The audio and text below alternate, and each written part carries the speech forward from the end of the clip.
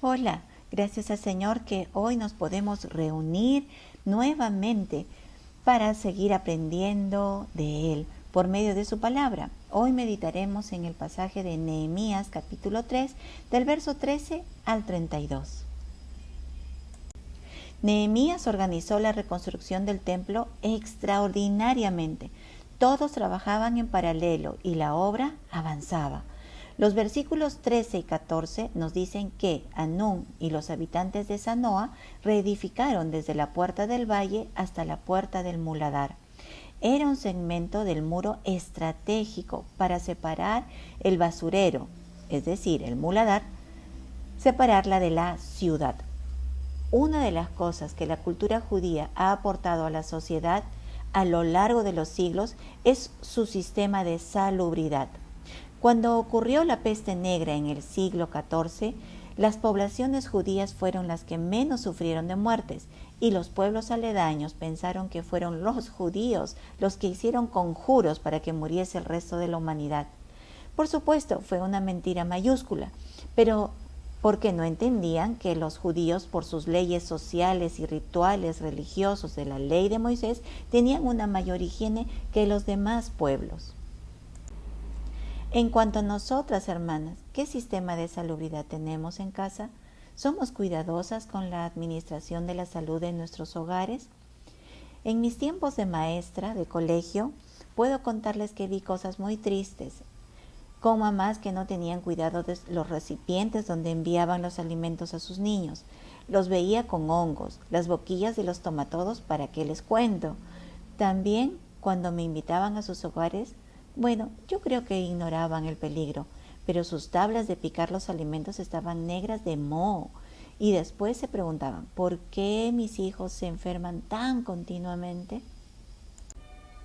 Como mujeres creyentes, casadas o solteras, debemos ser cuidadosas en la higiene de nuestro hogar. ¿Almacenas cosas que no usas hace más de un año?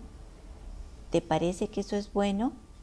¿Convives con la basura que la llamas cosas que algún día necesitaré? No, amadas hermanas, eso no honra al Señor. Debemos ser anhelantes de un hogar libre de cosas sin utilizar. Bueno, si las tienes, las que sirven, regálalas o véndelas. ¿Por qué no las usas? Las que no sirven, bótalas. No puedes estar diciendo, algún día lo arreglaré, algún día encontraré un buen maestro que me lo arregle, me lo componga. No, hermanas, esa es una utopía y es acumulación de cosas inservibles. El ambiente donde vivimos va a reflejar mucho el interior del corazón, recordando que tenemos un Dios de orden, que es puro y limpio. ¿Cómo tú y yo no serlo también? Nehemías sabía que era urgente hacer esa división, enseñar nuevamente al pueblo de Dios a vivir con decencia, con dignidad, no cerca al muladar ni teniéndolo de horizonte cada vez que nos sacaba la cabeza por la ventana.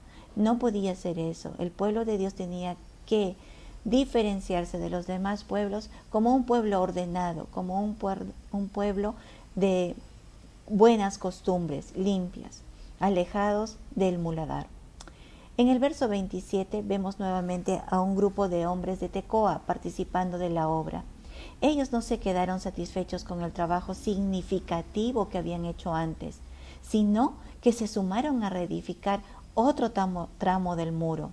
No consideraron la negativa de sus grandes del pueblo a apoyar la obra a favor de todo Judá, sino que los tecoitas hicieron más allá de su deber. Qué hermosa actitud de este grupo de judíos. Me imagino que Nehemías se alegraría cuando los tecoitas le dijeron, ya terminamos la obra, pero hay algo más por hacer, y ellos fueron a apoyar donde se les necesitaba.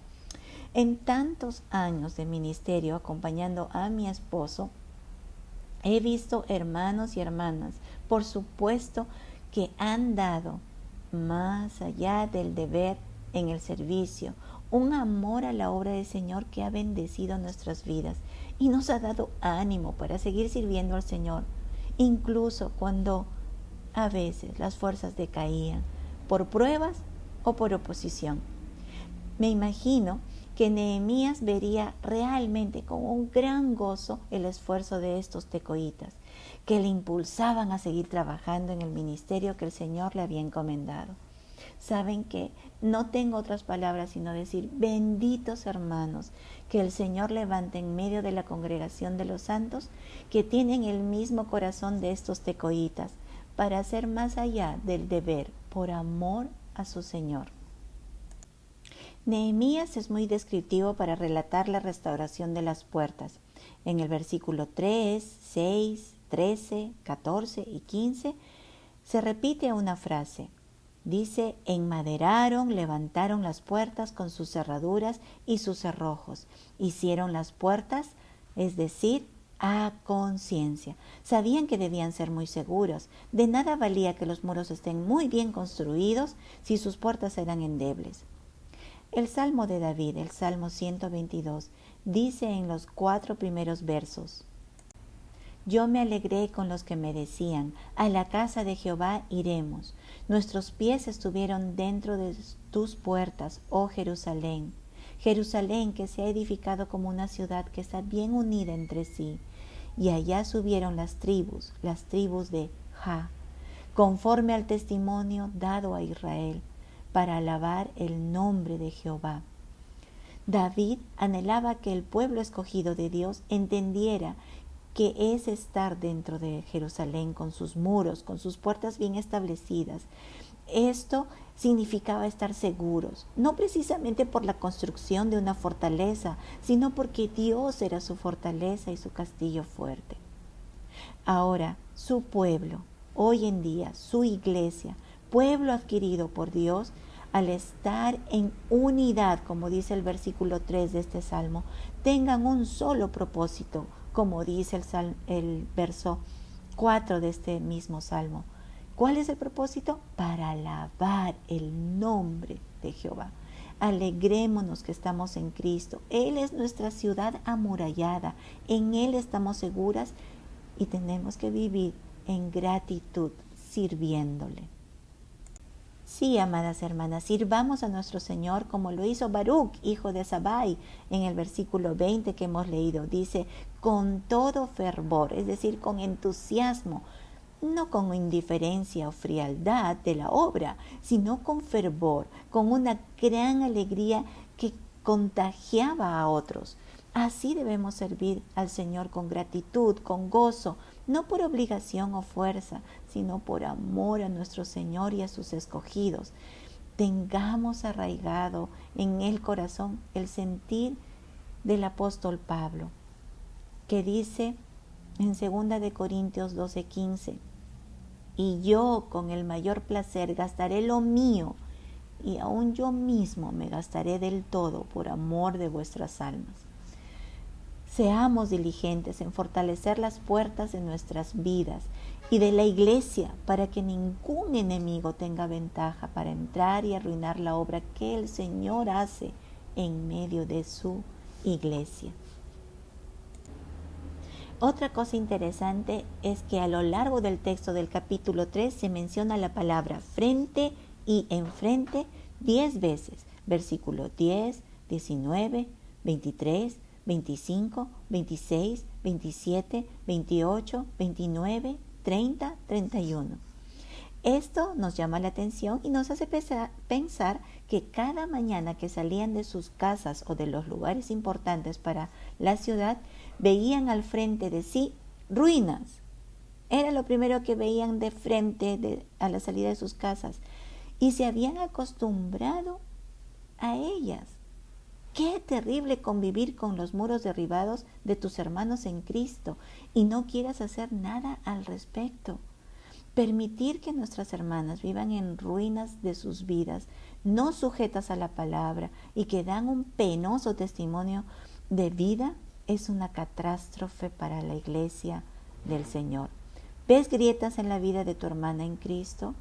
Restáurala, como dice la palabra del Señor en Romanos 15:14. Pero estoy seguro de vosotros, hermanos míos, de que vosotros mismos estáis llenos de bondad, llenos de todo conocimiento, de tal manera que podéis amonestaros los unos a los otros. No te acostumbres a la ruina de tu hermana, restáurala con espíritu de mansedumbre, hazlo por amor. Otra cosa interesante de este pasaje es que se menciona 37 veces la palabra hijo y una vez hijas. Esto nos dice que los hijos recibían el regalo de sus padres y que se involucraban activamente en la obra que se había puesto delante de sus ojos con la dirección de Nehemías. Como mamá, ¿eres diligente en dejar ese legado a tus hijos? ¿Ese legado de fe? ¿O los has dejado a su libre elección? En los 40 años que tengo de creyente, puedo decirte que todos aquellos padres, entre comillas, modernos, que dijeron que no querían obligar a sus hijos a acompañarlos a la iglesia y que les daban libertad de elección, hoy en día sus hijos están apartados de la fe o se encuentran en congregaciones de falsa doctrina, en congregaciones de una ética y moral cuestionable. Te corresponde a ti como mamá guiarlos en los caminos del Señor. Dios te ha dado un don especial de cercanía con tus hijos. No lo desaproveches. Deben estar expuestos al máximo a la palabra de Dios.